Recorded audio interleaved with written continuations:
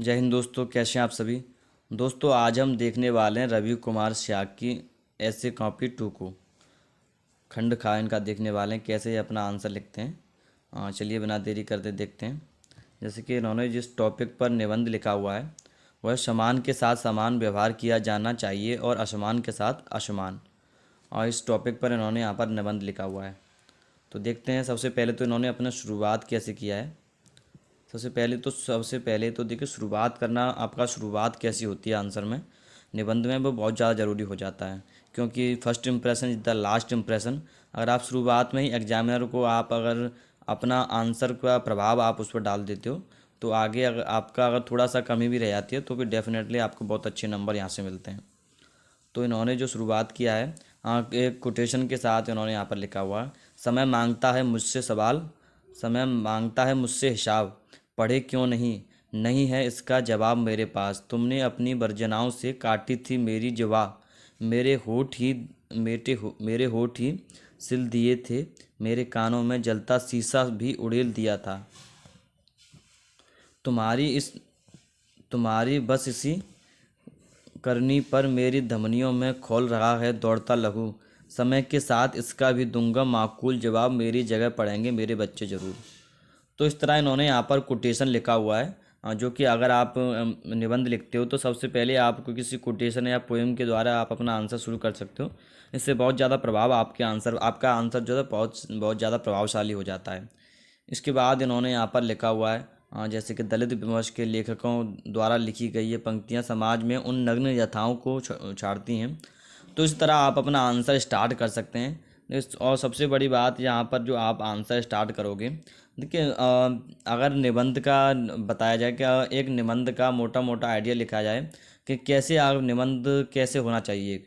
सबसे पहले तो आपका इंट्रो होना चाहिए।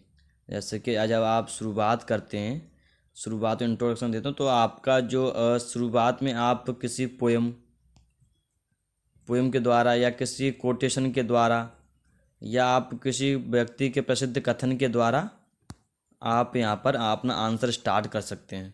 सबसे पहले तो आपको ये करना होता है। और दूसरा, आप जैसे कि पैराग्राफ आप जैसे कि आप लिखोगे तो आप कोशिश कीजिए छोटे छोटे पैराग्राफ का आप यूज करें। जैसे 6 से 7 लाइन का आप यूज कर सकते हैं, जिससे इससे भी आपका जो आंसर है काफ़ी क्रिएटिव बन जाता है। तीसरा, आप यहाँ पर जो भी आपका आंसर आपका ऐसे होगा वो आपका सभी डायमेंशन को छूना चाहिए।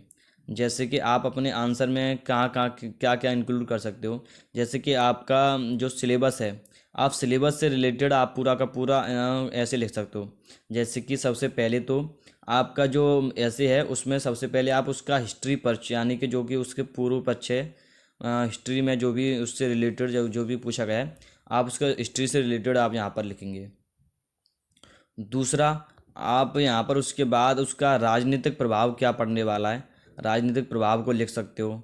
उसका जोग्राफिकल जो भी उसका जोग्राफिकल क्या प्रभाव पड़ेगा, जोग्राफिकल प्रभाव का आप लिख सकते हो।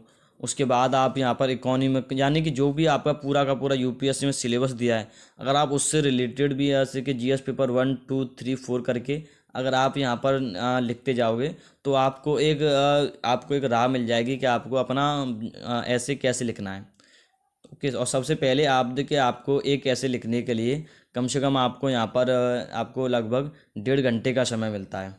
1.5 घंटे का समय मिलता है। इसमें आपको 15 से 20 मिनट आपको एक चार्ट बनाना है, यानी कि आपको एक फ्लो चार्ट की तरह बना लीजिए कि आपको आंसर में क्या क्या इंक्लूड करना है। क्योंकि देखिए, जब ऐसे लिखोगे तो ऐसे में ऐसा नहीं है कि आप डायरेक्ट लिखते जाओगे। सबसे पहले आपको एक रोड मैप होना चाहिए कि आप क्या क्या लिखने वाले हो। कोई भी जैसे कि एक पीछे आप कोई खाली पेज लेकर उसमें पूरा का पूरा मेंशन कर दीजिए कि आपको वहाँ पर क्या लिखना है, क्या क्या अपने आंसर को लिखने हैं। फिर उससे रिलेटेड आप जितना भी है पूरा का पूरा आप उसे आंसर लिख सकते हो। और यानी कि आपका जो ऐसे की शुरुआत होने चाहिए 15 से 20 मिनट आपका उसका फॉर्मेट करने में कि आप आंसर कैसा लिखने वाले हो। तो ऐसे आप अपने आंसर को यहाँ पर फ्लो, यानी कि आप बांट सकते हो कि आपको रणनीति बना सकते हैं कि आपको कैसे आंसर लिखना है। ओके। और सबसे बड़ी बात है, आप यहाँ पर जो भी आप यहाँ पर एग्जाम्पल दोगे उसके नीचे आप अंडरलाइन ज़रूर कर दीजिए। इससे भी आपका आंसर में काफ़ी क्रिएटिव बनता है और दूसरी बात, जो एग्जामिनर है आपके आंसर को डायरेक्ट पढ़ता है तो काफ़ी प्रभावशाली आपका आंसर हो जाता है। जब कोई भी एग्जामिनर, आप जैसे कि आप कोई भी आपने कथन कहा है, जैसे कानून द्वारा संरक्षित है समता, तो इन्होंने क्या हुआ, तो इसे इन्होंने अंडरलाइन इसलिए किया हुआ है कि जो एग्जामिनर है वो इन्होंने जो जो यहाँ पर इफेक्ट डालें उन्हें ज़रूर देखें। तो वो यही आपको यहाँ पर अपने आंसर में करना है। और इसी के साथ आपको देखिए ऐसे यहाँ पर पैराग्राफ चेंज कर दिया है, तो आप कोशिश कीजिए कि 7 से 6 से 7 लाइन के बाद आप अपना पैराग्राफ चेंज कर दो। इससे भी क्या है, आप जो एग्जामिनर है उससे ज़्यादा बोरियत महसूस नहीं होगी आपके आंसर को पढ़ते हुए। ओके। और आप यहाँ पर जो भी आप बीच में कोई भी कथन या कुछ भी आप लिखते हो तो उसमें ब्लैक पेन का यूज कर सकते हैं। और कोशिश कीजिए आपका एक निबंध में कम से कम आप जगह जगह, जैसे कि एक पेज पर आपका आपका पोएम, कोटेशन या कथन आपका कम से कम हो जाना चाहिए। ऐसा आप कर सकते हैं, जैसे कि इन्होंने यहाँ पर हर मनुष्य साध्य है साधन नहीं। तो इस तरह आप अपने आंसर को ज़रूर आप लिखने चाहिए। ओके। और देखिए सबसे बड़ी बात, आपने यहाँ पर, मैंने आपको इससे पहले भी निबंध का ऐसे कापी आपको यहाँ पर दिखाया था कि ऐसे आपको आंसर लिखना है कि, लेकिन जब तक आप खुद प्रयास नहीं करोगे तब तक आप नहीं सीख पाओगे कि ऐसे निबंध लिखना कैसे है। क्योंकि बहुत से जो एस्पिरेंट्स हैं वो लिखना स्टार्ट ही नहीं करते हैं। क्योंकि जब देखिए जब तक सभी, कोई भी चाहे टॉपर हो कोई भी हो, जो उनका पहला आंसर होता है ना, शुरुआत में कोई भी परफेक्ट नहीं लिखता है। शुरुआत में सभी का ऐसा ही आंसर होता है, लेकिन जब आप धीरे धीरे प्रैक्टिस करोगे तो आपका भी बहुत अच्छा आंसर हो जाएगा। इसलिए आपको यहाँ से आंसर लिखने से नहीं रहना है कि आपको कैसे स्टार्ट करें। आप एक बार कुछ भी लिखिए, आप बस स्टार्ट कर दीजिए अपने आंसर को। आप टॉपर्स की कॉपी, आपने हमारे चैनल पर आपने पीछे की कॉपी देख सकते हैं, हमने काफ़ी टॉपर्स की कॉपी डिस्कस की हैं। आप उन कॉपीज़ को देखिए कि टॉपर्स कैसे अपना आंसर लिखते हैं। उसके बाद आप यहाँ से लिखना स्टार्ट कीजिए, तो आपको एक आपको यहाँ पर आपको गाइडलाइन मिल जाएगा कि आपको लिखना कैसे है। एक रोड मैप तैयार हो जाता है कि टॉपर्स कैसे आंसर लिखते हैं, जिससे कि आप शुरुआत से अच्छा आंसर लिखने की प्रैक्टिस करोगे। तो यही आपको आंसर में अपने लिखना है। और अगर आपको इस कॉपी की पीडीएफ चाहिए तो मैं आपको इस कॉपी की पीडीएफ डिस्क्रिप्शन में आपको मैं दे दूंगा, आप वहाँ से इसे डाउनलोड कर सकते हो। लेकिन दोस्तों आपको हमेशा याद रखिए, हम यहाँ केवल, मैं आपको यहाँ पर केवल आपको गाइड कर सकता हूँ कि आपको आंसर लिखना कैसे है, क्योंकि लिखना आपको ही पड़ेगा। क्योंकि जब तक आप खुद प्रैक्टिस नहीं करोगे, कितनी भी आप कॉपी देख लीजिए, तब तक कोई भी फ़ायदा नहीं होने वाला है, जब तक आप खुद प्रयास नहीं करोगे। ठीक है। तो दोस्तों अगर आपने हमारी वीडियो को लाइक नहीं किया है तो लाइक कीजिए। अगर आप चाहते हैं तो शेयर करें, चैनल को सब्सक्राइब करें। मिलता है अगली वीडियो में, तब तक के लिए जय हिंद।